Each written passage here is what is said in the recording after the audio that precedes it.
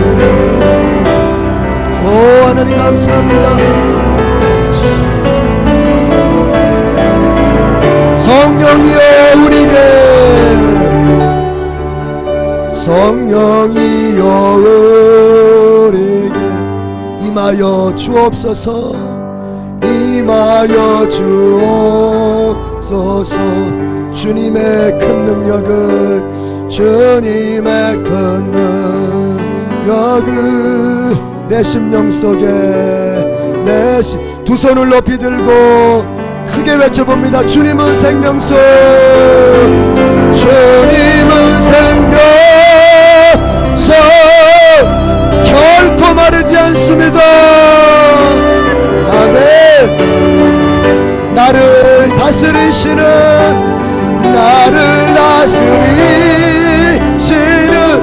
나의 구사주 성령이여 나에게 성령이여 나에게 임하여 주옵소서 임하여 주옵소서 주님의 큰 능력을 주님의 큰 능력을 내 심령 속에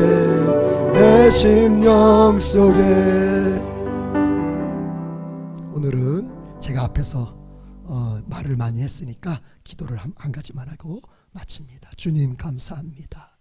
인생은 선택의 연속이라고 했는데 이제 그 선택의 능력을 받고자 우리가 말씀을 듣기 시작했습니다. 주님처럼 선택할 수 있게 해주시옵소서. 겟세마네에서 피눈물을 흘리며 자신의 인성의 욕망을 넘어서며 자신의 고통까지도 예견되는 상황에서 아버지, 내 뜻대로 하지 마시고 아버지의 뜻대로 되기를 원한다고 기도하셨던 우리 주님 예수 그리스도의 그 선택의 능력을 따라서 우리가 매 순간을 선택하며 살게 해 주시옵소서. 그렇게 선택해 가노라면 과거의 선택이 오늘의 나를 만들었듯이 이제 오늘의 선택이 나의 믿음과 나의 현실의 삶을 더욱 찬란하게, 아름답게, 높게, 능력있게 만들어 줄 줄로 믿습니다. 오늘 귀한 성도들 말씀 들으며 설교를 듣는 자세 또한 다시 한번 세웠으니 이제 이후로 듣는 모든 말씀이 이들에게 주님 기적을 일으키는 역사가 되게 해 주시옵소서. 감사합니다. 예수님의 이름으로 기도드립니다. 아멘. 따라합시다.